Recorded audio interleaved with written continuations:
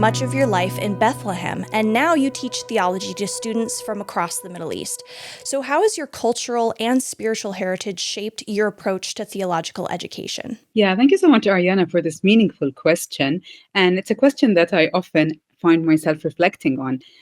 Growing up in Bethlehem has deeply shaped how I see faith and how I approach theological education.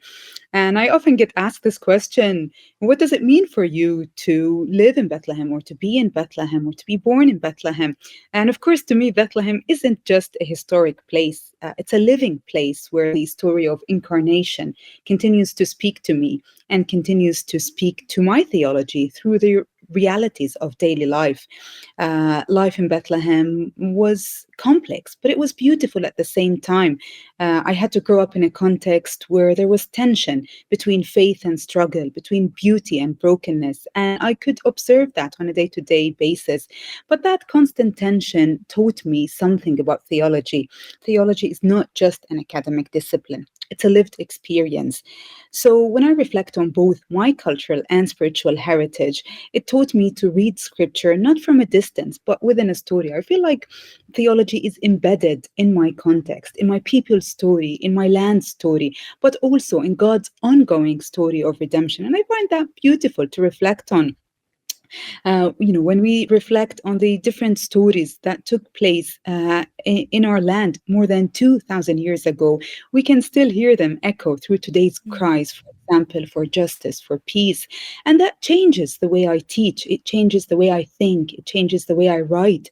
So I start writing theology and seeing it as something that must engage real life, must engage with the suffering, the questions, and the longing of my Christian community, the minority of Christian community in Bethlehem.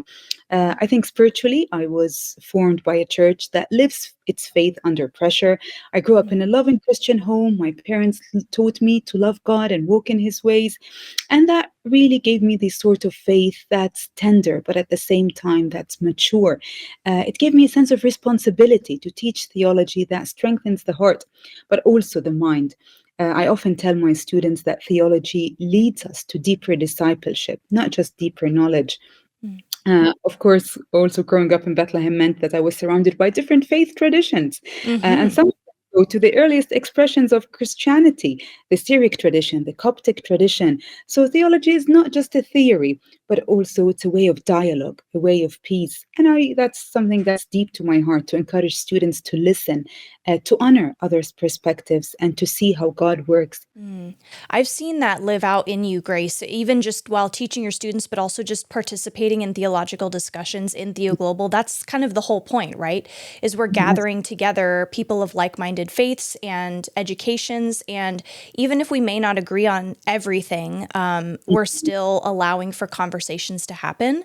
And I think that's really important to teach students from a young age, because everywhere in the world, we're going to be faced with different religions and different situations that we need to approach with grace and, but also strength too in our faith. And I think it's also interesting that you noted that you're kind of living out your faith in a story. Like you're seeing that story of your faith lived out in Bethlehem. I mean, you're literally living in a place where a lot of scripture took place.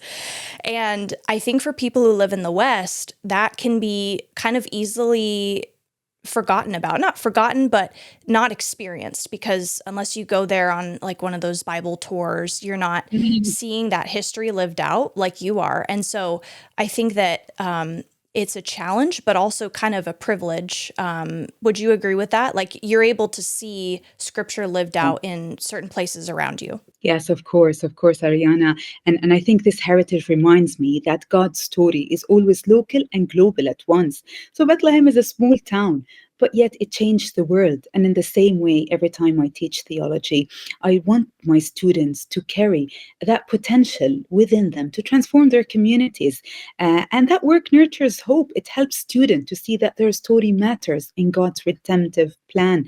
And that's the heart of my approach: theology rooted in place, theology rooted in context. It's shaped by suffering, yes, but it's open to dialogue and always oriented towards hope. There are some really difficult days that we had to go through living in Bethlehem.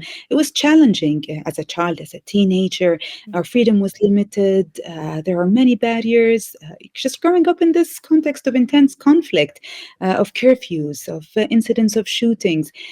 But God has always been there, and He has always been speaking to me. And I'm very humbled by His call, but by also the strength that He has given me to respond to this call.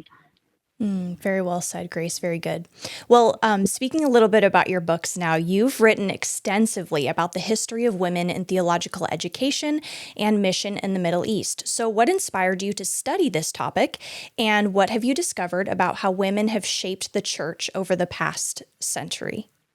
Yes, thank you, Ariana. I love writing about women in theological education. I feel that's a big part of my calling, and I think it's very much worthwhile. At the age of 13, I told God that I wanted to give Him my very best. And Mm, earlier in my years, I could see that there's a paucity of Arab women in theological education. I had the opportunity to teach for a few years in Bethlehem, and it was during my years teaching in Bethlehem that I had the privilege of walking alongside remarkable women who were hungry to know God more deeply, even while facing social, economic, and sometimes political limitations. But I remember hearing their stories, women balancing families and ministries, and sometimes deep personal loss, but still showing up with open Bibles, open hearts. They weren't studying theology for status per se, but they wanted to serve, they wanted to bring hope to their communities.